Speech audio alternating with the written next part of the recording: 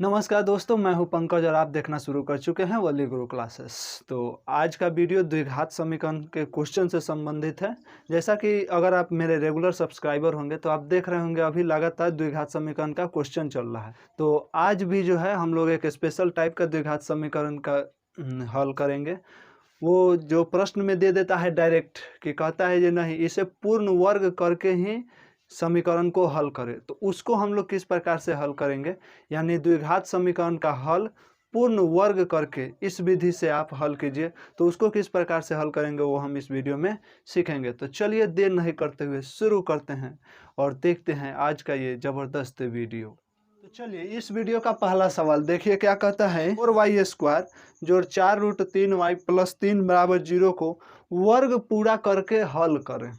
ठीक, इसी प्रकार से देगा, द्विघात समीकरण दे देगा और इसको कहेगा वर्ग पूरा करके हल करें। यानी आप गुणनखंड विधि का प्रयोग नहीं कर सकते हैं, इसको वर्ग पूरा करके ही या श्रीधाराचार्य ये सब वगैरह आप नहीं लगा सकते, क्योंकि इसको डिक्लेयर लिख दिया है कि वर्ग पूरा करके हल करें। तो वर्ग पूरा करके हल किस प्रकार से करेंगे चलिए देखते हैं। तो देखो हमको क्या समीकरण दिया, 4y² जोड़ 4√3y जोड़ 3 = 0। यह समीकरण दिया, इसको बोलता है जो पूर्ण वर्ग करके यानी वर्ग पूरा करके इसका हल करें। तब देखो इसको किस प्रकार से करते हैं। जब भी पूर्ण वर्ग करके किसी भी समीकरण का हल कहेगा तो ये y या x या कोई भी हो, स्क्वायर वाला टर्म जो भी होगा वो उसके सामने जो है कोई संख्या नहीं रहना चाहिए, तभी हम पूर्ण वर्ग करके काफ़ी आसानी से बना सकते हैं। तो यहाँ पे इसके सामने इसके साथ गुणांक क्या है, y² का गुणांक क्या है 4, तो ये 4 नहीं रहना चाहिए। तो इसके लिए हमको क्या करना पड़ेगा, सब में 4 से भाग देना होगा। समीकरण में 4 से भाग देंगे, तो समीकरण में जब 4 से भाग देंगे तो ये 4y² बटा 4 जोड़ 4√3y बटा 4 जोड़ 3 बटा 4 = 0/4। ठीक, क्योंकि किसी भी समीकरण में हम कोई भी संख्या से जोड़ सकते हैं दोनों तरफ, कोई भी संख्या घटा सकते हैं, कोई भी संख्या से गुना कर सकते हैं, कोई भी संख्या से भाग कर सकते हैं, लेकिन हाँ दोनों तरफ LHS और RHS दोनों तरफ। ठीक, तो अब इससे क्या फ़ायदा हुआ हमको, 4 से 4 कट गया, यह भी 4 से ये 4 कट गया, यानी हमको समीकरण आ गया y² जोड़ √3y जोड़ 3/4 बराबर 0/4 यानी 0। ठीक, अब ये वाला y² वाला टर्म जो है, अब इसका गुणांक केवल 1 बच गया है। यानी ध्यान क्या रखना है कि जब भी वर्ग पूरा करके कहे तो हमारा स्क्वायर वाला जो भी चर मान होगा उसका गुणांक हमेशा 1 होना चाहिए।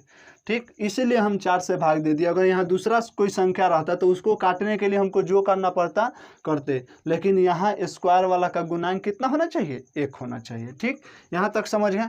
अब यहाँ पे क्या होगा, यहाँ पे अब हम लोगों को दिमाग इधर लगाना है कि ये बीच वाला टर्म जो है ये 2ab में परिवर्तित हो जाए। देखो क्या समझ में नहीं आया होगा, देखो इसको जब बनाएंगे तब तो आपको अच्छे से समझ में आ जाएगा। ये हो गया y²। ठीक, यहाँ पे प्लस में है तो हम सोचेंगे कि पूर्ण वर्ग करके, जब थ्योरी हम बताए थे श्रीधाराचार्य का जब नियम निकला था, अगर नहीं वीडियो देखे हैं तो आई बटन में उसका लिंक है, वहाँ से देख लीजिएगा, या फिर डिस्क्रिप्शन में भी इसका लिंक डाल देंगे, वहाँ पे देख लीजिएगा कि बीच वाले में ऐसा इसको तोड़ते हैं। यहाँ पे प्लस है a² + 2ab + b², यानी पूर्ण वर्ग करके यानी a + b के या फिर a - b के होल स्क्वायर के रूप में तोड़ दो। तो इसको y², तो इसको हम अगर y को a मान ले तो a² तो आ गया, बाद में b² भी आ जाएगा, लेकिन ये बीच वाला टर्म क्या होना चाहिए, 2ab के फॉर्म में आ जाना चाहिए। तब इसके लिए हम क्या करेंगे, इसमें 2 तो नहीं है तो 2 अपना से कर दिए। ठीक, इस पद में 2 अपना से ला दिए, √3 और y, और जब 2 से अपने गुना किए हैं तो 2 से हमको भाग भी देना होगा। तो क्या हो गया हमारा, ये तो हमारा y² है, प्लस जब भी हम a + b के होल स्क्वायर का सूत्र पढ़ते हैं, a + b का होल स्क्वायर, यहाँ पे प्लस है तो प्लस वाला लगाएंगे, माइनस रहेगा तो माइनस वाला पर सोचेंगे। यानी हमको पूर्ण वर्ग करना है, यानी a प्लस वाला लग जाए या a माइनस वाला लग जाए, कोई भी सूत्र लग जाए उस पर हमको ये इस समीकरण को बैठा देना है। तो a + b का होल स्क्वायर हम लोग जानते हैं a² + 2ab या + b² होता है।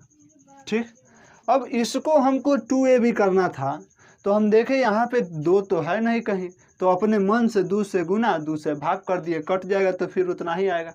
लेकिन हमको फ़ायदा होगा कि 2ab वाला टर्म चाहिए तो हमको 2 यहाँ पे मिल जाएगा, और प्लस के जगह 3/4 बराबर 0। ठीक, लेकिन अभी यहाँ पे हमको कुछ ऐसा नहीं दिख रहा है कि 2ab जैसा हो जाए, तो इसके बाद वाले टर्म में दिख जाएगा आपको। देखो y² जोड़ 2 के जगह 2 रख दिए, a² होता है ना, तो हम यहाँ पे y, b के जगह a के जगह y रख दिए, तो 2a, अब b के जगह हमारा क्या आ जाएगा √3/2। अब यहाँ पे आपको डायरेक्ट सूत्र वाला समझ में आ रहा होगा कि क्या है, a² प्लस 2 a के जगह y और b के जगह √3/2, यही ना है। देखो तो 2 से 2 कट जाएगा, √3y आएगा कि नहीं। अब जब यहाँ से हमको अलग दिख गया कि b के बदले कितना है √3/2, तब सूत्र में आने के लिए तो प्लस b का स्क्वायर भी होता है, तो हम इसका स्क्वायर इसमें अपने से जोड़ दे रहे हैं। ठीक, तो अगर समीकरण में जोड़े हैं तो बराबर करने के लिए उतना ही हमको क्या करना पड़ेगा, घटाना भी पड़ेगा। बराबर के जगह बराबर, 0 के जगह 0, जितना जोड़े उतना ही घटा दिए। ठीक, और ये छूट गया, ये 3/4 इसमें है इधर, तो ये 3/4 का 3/4 लिख दिया। अब बराबर, अब 0 के 0। सिर्फ ये अपने मन से जोड़ें तो ये अपने मन से घटा दिए, जितना जोड़ेंगे उतना घटाएंगे तो कट के कितना आ जाएगा 0, तो फिर 0 आएगा, इसका इस टर्म का कोई मतलब नहीं रह जाएगा, प्लस 3/4 के 3/4। अब इधर देखो, यहाँ से यहाँ तक का देखते हैं, a² प्लस 2ab अब प्लस b² हो गया, तो ये हमारा क्या बन गया, a प्लस b के होल स्क्वायर, यानी y प्लस √3/2 का होल स्क्वायर। इतना के बदले हम लिख सकते हैं y प्लस √3/2 का होल स्क्वायर, अब माइनस √3/2 का स्क्वायर करेंगे तो ये कितना हो जाएगा 3, √3 का स्क्वायर कितना 3 और 2 का स्क्वायर 4, और देखो तो प्लस 3/4।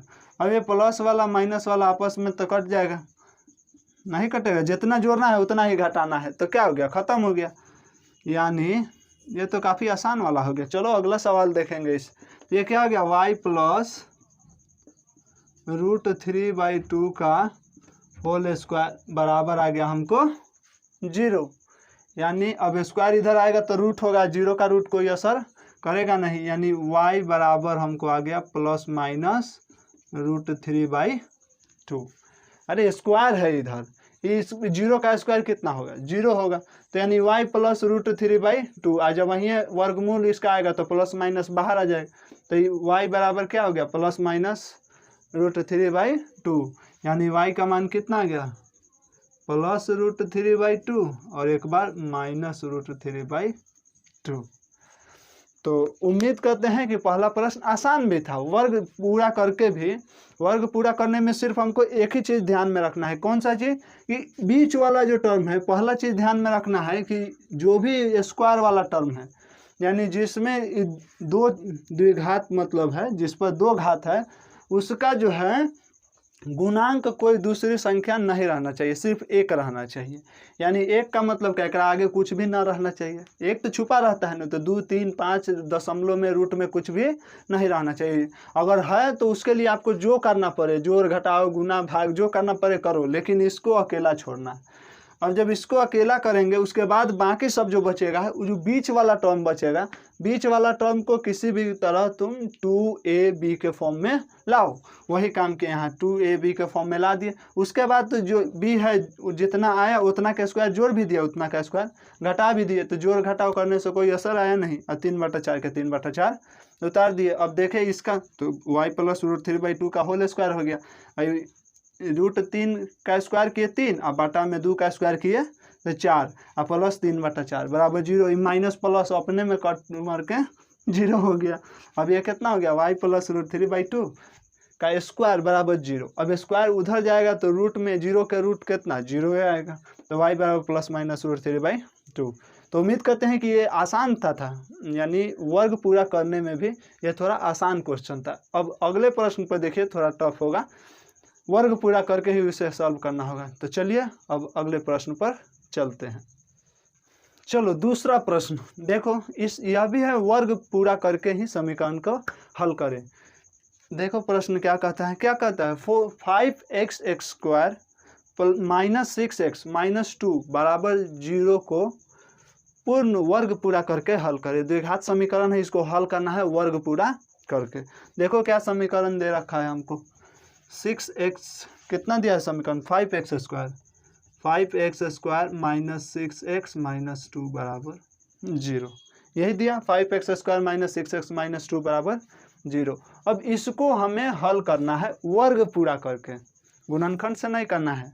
अभी इसी वीडियो में अंतिम में सिखा देंगे, गुणनखंड से करना आप लोग बचपन से ही सीख रहे हैं। बचपन से मतलब बचपन का नहीं समझना, नहीं, बचपन का मतलब 8th में सीखेंगे, 9th में भी सीखे और 10th में भी आगे सीखेंगे, नहीं, या फिर सीख रहे होंगे। और लेकिन यहाँ पे क्या है, वर्ग पूरा करके पहली बार आप लोग देख रहे होंगे। वर्ग पूरा करके थोड़ा सा लेंदी लगता है, इसीलिए 8, 9, 10th में वर्ग पूरा करके, 8 और 9th में नहीं पढ़ते हैं वर्ग पूरा करके, डायरेक्ट 10th में आते हैं, वहाँ पे दिखाते हैं जो वर्ग पूरा करके द्विघात समीकरण को हल किस प्रकार से करते हैं। तो इसके पहले वाले सवाल में हम बता चुके हैं कि जब भी वर्ग पूरा करके हल करना है तो स्क्वायर वाला के सामने, यानी जो जिसका घात 2 है उसका गुणांक हमेशा कितना होना चाहिए, 1 होना चाहिए। ठीक, तो अब इसमें 5 है, तो इसको 1 करने के लिए क्या करना होगा, 5 से सब में भाग देना होगा। तो अब 5 से सब में भाग देंगे तो ये कितना हो जाएगा, 5x² बटा 5 - 6x/5 - 2/5 = 0/5। ठीक, पहला वाला का 5 खत्म करने के लिए क्या करना पड़ेगा, हमको 5 से सब में भाग देना होगा। 5 से 5 ये कट गया, बाकी सब कुछ कटा नहीं, क्या बच गया, x² - 6/5x - 2/5 = 0/5 का मतलब क्या हुआ, 0। ठीक, अब देखो पहला कंडीशन, पहला हम लोग को क्या करना है, जो x² के गुणांक में जो भी है उसको ख़त्म करके, दूसरा क्या है हम लोगों को कि ये वाला टर्म जो है, नहीं, इसको हमको 2ab में बदल देना है, बीच वाले को। अब देखो इसके पहले वाले सवाल में यहाँ पे प्लस था तो हम a + b का होल स्क्वायर वाला सूत्र यूज किए थे, और यहाँ पे माइनस है तो हम लोग यूज करेंगे a - b के होल स्क्वायर का सूत्र। तो 10वां में अगर पढ़ रहे हैं तो a + b या a - b का होल स्क्वायर का सूत्र याद होगा, नहीं, जरूर याद होगा। उम्मीद करते हैं पूरा याद 100% लोगों को याद होगा, a + b का होल स्क्वायर और a - b का होल स्क्वायर। ठीक, तो यहाँ पे x², अब हम इसको 2ab के फॉर्म में बदलना है। यहाँ कहीं 2 दिख नहीं रहा है तो हम 2 से गुना करेंगे या 2 से भाग करेंगे। ठीक, तो इसको हम ऐसे भी तो लिख सकते हैं, 2 और a के जगह x और b के जगह 6/5, लेकिन इसके बराबर नहीं हुआ। काहे नहीं हुआ, 2 से गुना किए हैं तो 2 से भाग भी करना होगा, नहीं तब ये बराबरे नहीं रहेगा। तो यहाँ पे 2 से अगर 2 काट दिए तो फिर 6x/5 है, इसमें कोनो अंतर अभी भी नहीं आया। 2 से गुना किए हैं तो 2 से यहाँ भाग भी दे दिए हैं ताकि दोनों कट कुट के फिर ऊपर के बराबर ही रहें। ठीक, लेकिन इससे हमको फ़ायदा क्या हुआ कि a² और -2a और b हमको पता लग गया कि b 6/5 दूना 10 होगा। तो हम a - b के होल स्क्वायर में पढ़ते हैं, a² - 2ab प्लस b²। तो यहाँ पे b कितना आ गया हम लोगों को, 6/10 का स्क्वायर, 5 दूना 10, अपना से जोड़े हैं, ये अपने मन से जोड़े हैं। तो जब अपने मन से जोड़े हैं तो ये तो समीकरण में इतना ज़्यादा हो गया, तो इतना और घटाएंगे ताकि समीकरण पर कोई इफेक्ट ना पड़े, तब इतना घटा दो, 6/10 के होल स्क्वायर घटा दिए। ठीक, और माइनस में बचल कौन है, 2/5 बराबर 0 के जगह 0। मेन लाइन यही है। ये लाइन अगर आपको अच्छे से समझ में आ गया तो आपको वर्ग करके कोई भी क्वेश्चन दे कि इसे पूर्ण वर्ग करके हल करें तो आप काफ़ी आसानी से कर देंगे। 2 ही कंडीशन है, 2 ही इसका स्टेप है। पहला में कि स्क्वायर वाला के साथ कुछ भी गुना में है, यानी जिसका घात 2 है उसका गुणांक कुछ भी रहे उसको 1 कर देना है। उसके लिए हमको यहाँ पे 5 था तो 5 से भाग कर दिए ताकि कट के 1 आ जाए। और दूसरा स्टेप में क्या करेंगे कि ये बीच वाला जो टर्म हमको आएगा उसको 2ab के फॉर्म में बदलना है। तो दो ए के बी के फॉर्म में आप जैसे बदले, अगर दो पहले से रहे तो और अच्छा है, अगर नहीं है तो दो से गुना दो से भाग करेंगे तभी ना सामने दो आएगा। दो ए के जगह एक्स, बी के जगह इतना आया। तो अब हम पढ़े हैं कि ए माइनस बी के होल स्क्वायर बराबर A square minus 2ab plus B square होता है। तो प्लस में अपने से बी यहाँ पे लगा जो 6/10 है, तो 6/10 के स्क्वायर जोड़ियो दिया, 6/10 के स्क्वायर घटाइयो दिए, इससे कोई समीकरण में असर न पड़े। माइनस जितना था उतार के बराबर में 0। अब देखो, अब हमको क्या हुआ, इतना के बदले x square minus 2x into 6/10 और जो 6/10 के होल स्क्वायर, इतना के बदले हम लिख सकते हैं x प्लस x माइनस है, माइनस वाला है तो x माइनस 6/10 के होल स्क्वायर, इतना हम लिख सकते हैं। अब ई कितना बच गया, माइनस 6/10 के होल स्क्वायर और माइनस 2/5 बराबर 0। ये दोनों को इधर ले आते हैं, नहीं स्क्वायर वाला एक तरफ है, जो संख्या उनख्या बच गया उस सब को एक तरफ ले जाते हैं, या x माइनस 6/10 के होल स्क्वायर है, ये तो इधर ही रहेगा, इधर इसको ले आते हैं तो माइनस है, ए आर ले आएंगे तो प्लस में आ जाएगा 2/5, बराबर के इधर जाएगा तो माइनस प्लस हो जाएगा, अभी माइनस में है तो ये भी आके प्लस में आ जाएगा। अब 6 का स्क्वायर 36, अभी नहीं करते हैं, नहीं तो फिर कहेगा कैसे एक के बार लिख दिए। ये 2/5 माइनस में था, इधर प्लस में ले आ दिए, इधर माइनस में था, इधर ले तो प्लस में आ गया। अब ये देखो ये कितना हो गया, x माइनस 6/10 का होल स्क्वायर बराबर 2/5 और प्लस में 6 का स्क्वायर कितना होता है 36 और बटा में 10 का स्क्वायर 100। ठीक, अब हम लोग क्या करेंगे, इसी को हल करके x का मान निकाल लेंगे। अब ये x माइनस 6/10 का होल स्क्वायर बराबर 100 और 5 का एलसीएम निकाल लो, कितना आएगा 100। आप काट भी सकते हैं, अभी तो इसे हल करना है, किसी तरह हल करो, काट भी सकते हैं, यहाँ पे 100 2 से काट देते, हम नहीं काटते। 100 का एलसीएम 100, तो 5 से 20 तो 20 दूना 40 और जोड़ 100 36, यानी x माइनस 6/10 का स्क्वायर बराबर 76/100। ठीक, यानी x माइनस 6/10 बराबर रूट ओवर, ये स्क्वायर इधर से हटेगा तो इधर क्या आ जाएगा, रूट आ जाएगा 76/100। ठीक, यहाँ स्क्वायर जब हटेगा इधर से तो इधर क्या आ जाएगा, रूट आ जाएगा। या देखो यहीं x माइनस 6/10 बराबर, अब 76 का वर्गमूल तो होता नहीं है, 76 का वर्गमूल होता है डायरेक्ट नहीं होता है, तब इसमें कितना लिख सकते हैं, 19 चौका 76 होता है, 19 गुना 4 इतना लिख सकते हैं ना, 19 गुना 4 और बटा 10 गुना 10, नहीं यानी x माइनस 6/10 बराबर ये 4 का वर्गमूल 2√19/10।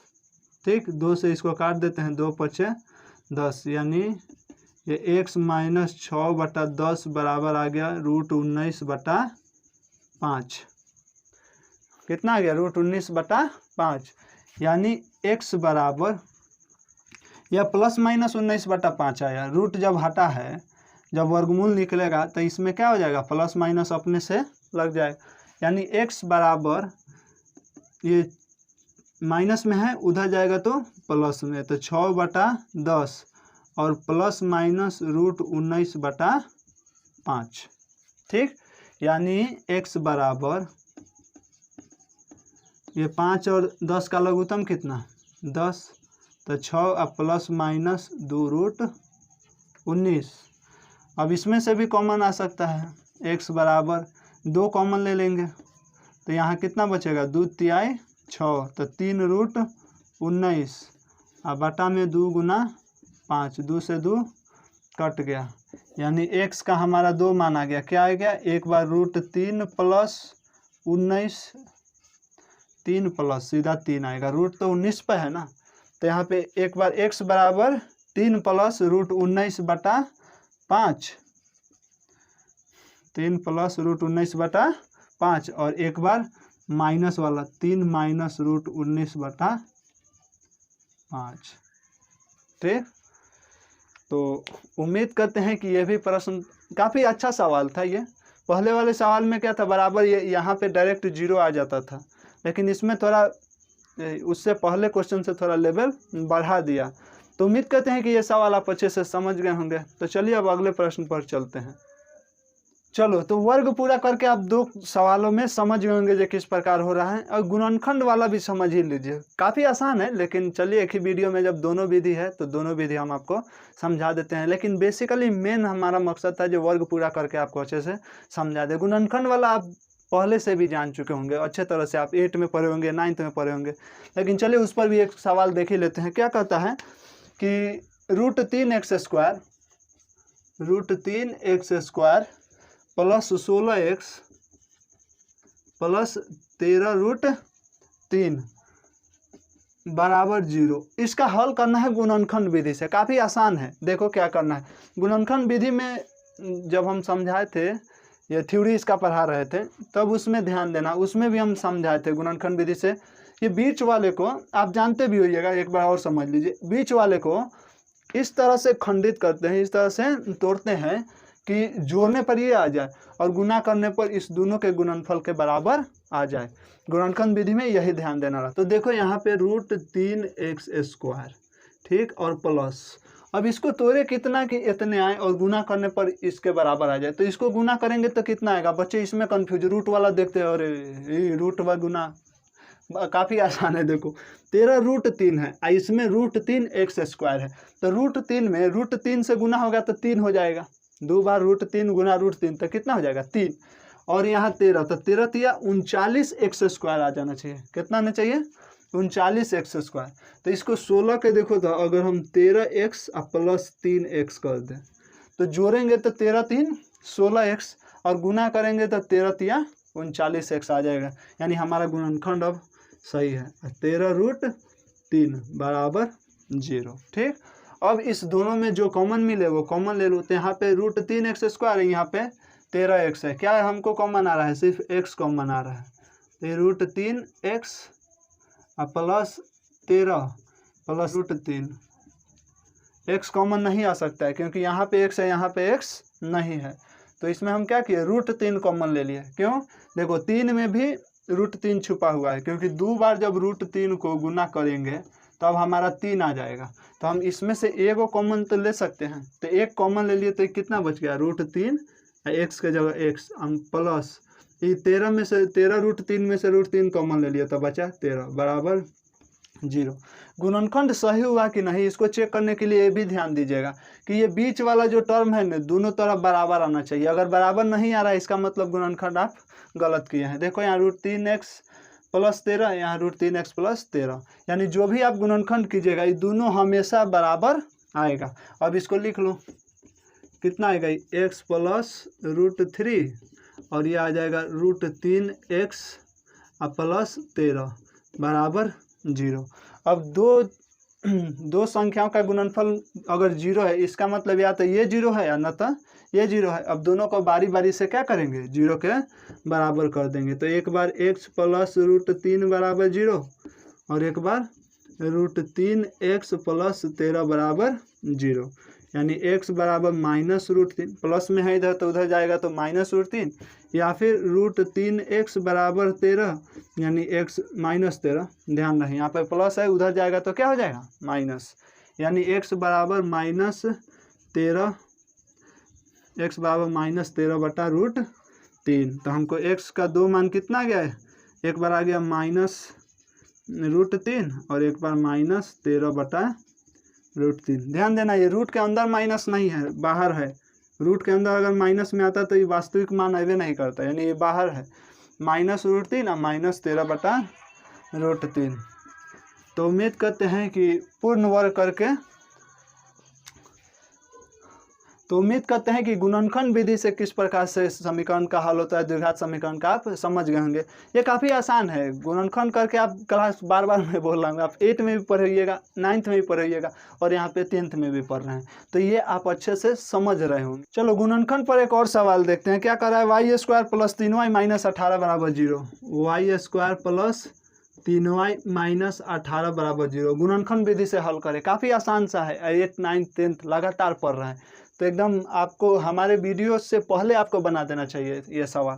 देखो वाई स्क्वायर बीच वालों को ऐसे तोड़ो कि जोड़ने पर यही रहे, बदले ना बदलना नहीं चाहिए, लेकिन गुना करने पर इस दोनों के गुणनफल के बराबर हो जाना चाहिए। तो ये कितना हो जाएगा वाई स्क्वायर, जोड़ करे घटाव करे क्या करे हैं, प्लस में 6 गो वाई कर देते हैं, 6 वाई और माइनस 3 वाई, -18 बराबर 0। देखो तो सही टूटा है कि नहीं। 6 वाई में से 3 वाई गया तो 3 वाई और 6 18 plus minus minus 18 Y square. ठीक है, काफ़ी आसान है। बेका के गुणनखंड सेपरेट करके भी देख लेते हैं, जो ब्रैकेट के अंदर इस तरह बराबर आ रहा है कि नहीं है। बराबर नहीं आएगा तो गुणनखंड गलत है। ये मतलब दिमाग में सेट रख लो कि ये कॉमन लेके अगर ये दोनों के पेटी में यानी छोटा ब्रैकेट में अगर बराबर नहीं आ रहा है, इसका मतलब गुणनखंड गलत है। देखो वाई से वाई कॉमन ले लेंगे तो ये कितना बचेगा, वाई प्लस 6, -3 कॉमन ले लिए, वाई प्लस 6। अब कहेगा यहाँ माइनस था, यहाँ प्लस का ही लिख दिया, ऐसा कुछ नहीं है। -3 कॉमन ले लिए तो -3 कॉमन लिए तो यहाँ वाई बच गया। अब माइनस में -18 में से -3 कॉमन लिए तो माइनस माइनस प्लस ना होता है। यहाँ चाहे माइनस आ प्लस, माइनस आ गुना प्लस, तो प्लस माइनस -18 बराबर के जगह बराबर, 0 के जगह 0, या आप देते रहिएगा, बुलाइएगा नहीं। अब ये कितना गया, y -3 इंटू वाई प्लस 6 बराबर 0, यानी y बराबर एक बार 3 आ गया।